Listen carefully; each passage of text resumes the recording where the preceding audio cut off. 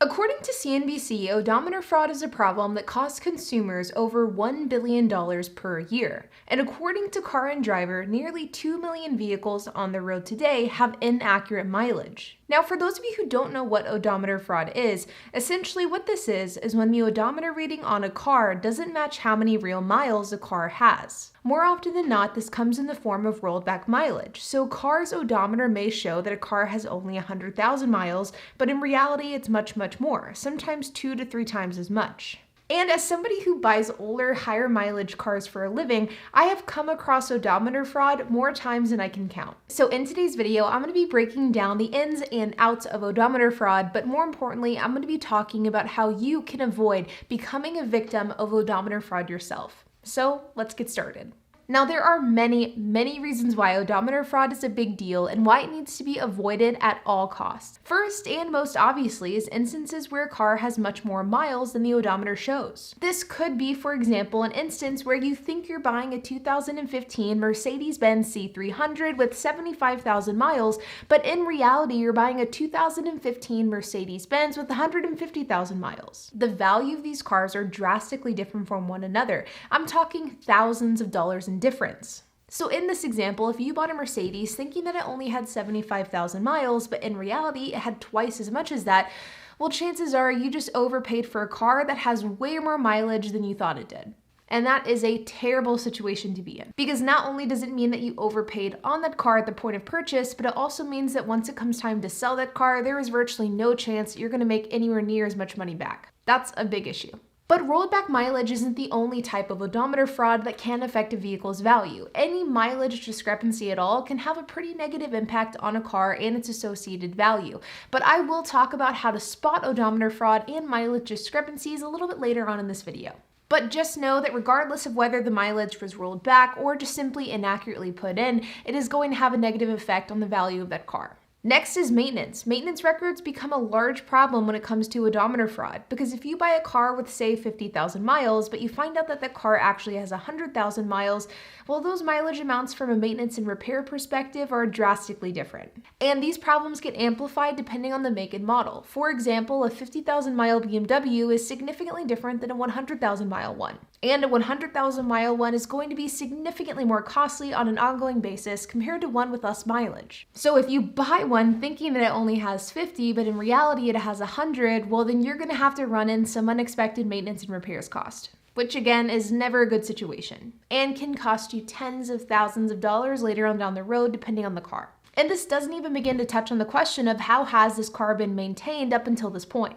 Because the reality is, if odometer fraud is prevalent amongst a car, there's probably a good chance that there has been some corners that were cut during the maintenance and repairs of that vehicle as well. And it's not only future repairs and maintenance that you're going to have to worry about, but it's also past repairs and maintenance as well. All in all, it is a recipe for disaster. Now, these are just a couple of the different problems that can accompany odometer fraud. But now let's pivot the discussion to how to prevent falling victim to this scheme yourself, from the perspective of somebody that has ran into odometer fraud dozens, if not hundreds of times over the years. You see, I own 24 cars, 27 if you include my personal vehicles. And over the years in buying my fleet, I've come across odometer fraud more times than I can count. It's a near weekly occurrence at this point, and the worst instance I came across personally was a Ford Focus that was advertised as having 110,000 miles, but in reality it had at least 320,000 miles. But the very first thing that you can do, and probably the best thing you can do in order to prevent becoming victim to odometer fraud, is simply running and buying a Carfax for any vehicle that you're interested in purchasing.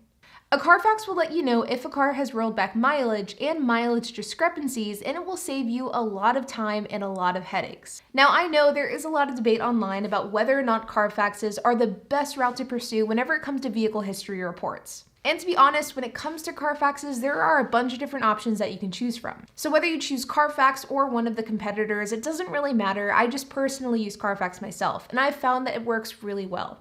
What I do when I message someone asking if a car is available to buy, the first thing that I ask for is the VIN. Once they send that to me, I run the Carfax and then I scan through the vehicle history to make sure every log in the report makes sense. Carfax does flag any red flags, so it'll be easy to tell if and when odometer fraud has occurred. Whenever you ask a private seller for the VIN number, you will find that a good portion of the time, the seller will either drag their feet in sending it to you or they will simply ghost you altogether. This is especially prevalent on platforms like Facebook and Craigslist. And well, this is probably a pretty good sign that they are hiding something and they are not too eager to send you the VIN and have you run that Carfax. So whenever this happens to me, which is surprisingly often, I'm not going to beg for the VIN. I will simply move on and take that as a sign that I should just pass on the vehicle altogether. No use in wasting my money running a Carfax whenever there are already red flags popping up everywhere. Once you've ran the Carfax and assuming that the Carfax has checked out, then you are good to go check out the vehicle in person. But once you're actually physically at the car, there are a few other things that you can do in order to protect yourself. Once at the vehicle, check for the oil change sticker.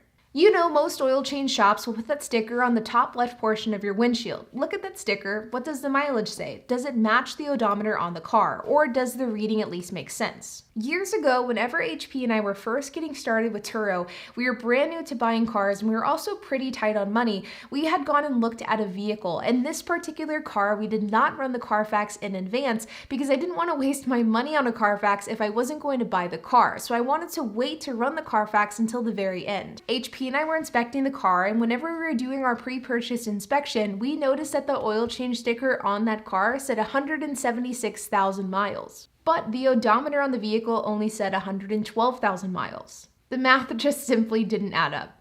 We asked the seller about it, who then gave us the runaround and gave us a million different excuses as to why the oil change sticker simply did not add up to the odometer reading, but we had taken that as a sign to simply pass on the car altogether. Later, out of curiosity, I did end up running the Carfax and I found out that the car had nearly 200,000 miles, way above what was advertised and way above what the odometer read.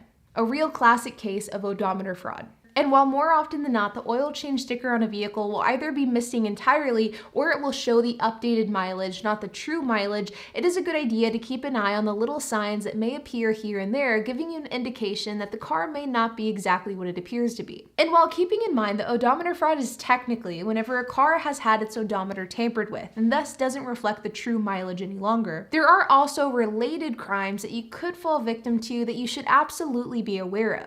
For example, when you buy a car that has had a component of the car, like an engine, replaced with a much older one. In fact, this has also happened to me a number of different times. Most recently was a couple of months ago whenever I went to go buy a Hyundai Tucson for my sister. We ended up finding a car online that I really liked. It was super clean. It was perfect for my sister. We ran the Carfax, we looked at the vehicle history report, everything checked out, and then we went to go look at the car in person. Upon the test drive of the vehicle, we realized that something didn't sound right. So whenever we got done with the test drive, we opened up the hood of the car and HP inspected the engine. We had popped the hood, HP did an inspection, and at that time we realized that this engine had been replaced, which isn't always a deal breaker, especially whenever you're buying cheaper, higher mileage cash cars. But in this specific instance, this car had an engine replacement and there were signs indicating that this engine was significantly older than the car itself. This meant that while this Hyundai Tucson only had about 100,000 miles, the engine most likely had closer to 150 or 175. That is a huge issue, and it was something that we simply didn't want to mess with. This happens because the person who is selling the car wants to try to cut corners and save costs, so they simply replace the engine with the cheapest alternative that they can find. And in this case, it was a much older, much worse shaped engine than what we were expecting, and this was enough for us to pass on the vehicle entirely. While this technically isn't odometer fraud, it has many of the same effects as odometer fraud, and if you fall victim to this type of scheme, you could potentially run into some unexpected maintenance costs later on down the road, which could potentially cost thousands. Now, as I mentioned earlier, odometer fraud not only results in higher maintenance costs, lower resale value, but also additional long-term headaches. And as the used car market has become more and more expensive, it seems as though odometer fraud is becoming more and more prevalent. But if you take into account all of the different tips and tricks that I've outlined in this video, then you should be covered and you should be able to avoid odometer fraud relatively easily. But like always, you guys, I hope that you enjoyed this video. If you have any questions, comments, if you have anything to add, I would love to hear it. So make sure to leave a comment down below. And while you guys are at it, make sure to hit the like button, hit that subscribe button, and hit the notification bell. And I'll see you guys in the next video.